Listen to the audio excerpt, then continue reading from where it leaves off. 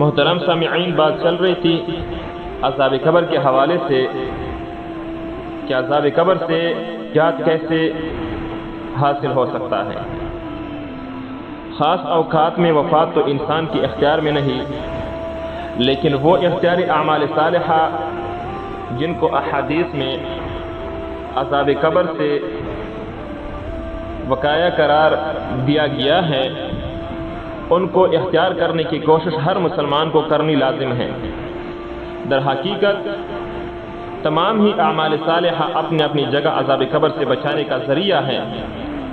بہت سے روایات اس پر دلالت کرتی ہیں کہ مرنے کے بعد انسان کے اعمال صالحہ اسے چاروں طرف سے گھیر لیتے ہیں۔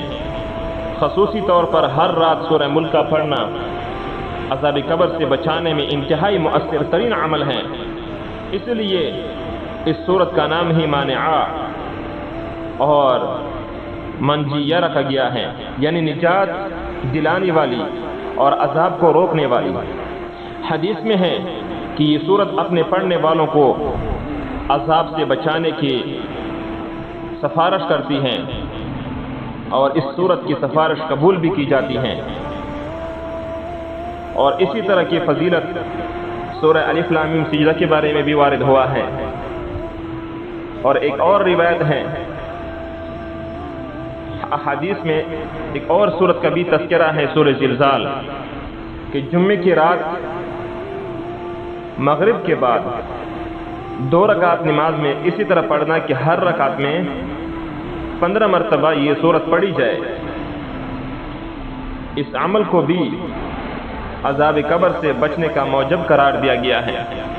تو سامعین، ہر انسان کو اس دنیا سے ایک دن آخرکار جانا ہی ہے۔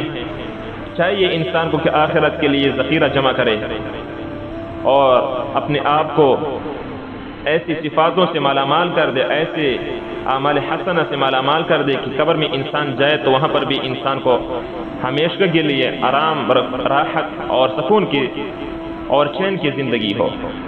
اس کے لیے نبی پاک صلی اللہ علیہ وسلم نے جو اعمال بتائے ہیں ان کا ہم خاص طور پر اہتمام کریں۔ آج زندگی ہے تو موقع بھی ہے، تو انشاءاللہ عذاب قبر سے نجات کے متعلق کچھ گفتگو اگلے بیان میں کریں گے۔